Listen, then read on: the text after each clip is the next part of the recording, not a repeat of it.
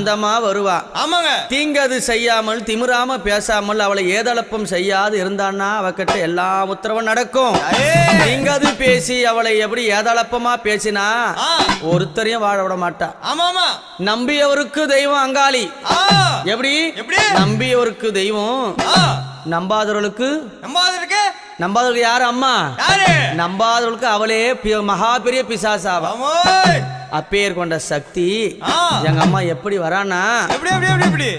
எம்மா பழுத்த சட மார்பில் ஆட பச்சை போனோம் எழுந்தாட பத்தினியால பழுத்த சட மார்பில் ஆட பச்சை போனோம் எழுந்தாட பத்தினியால் ஆடி வருகிறார்.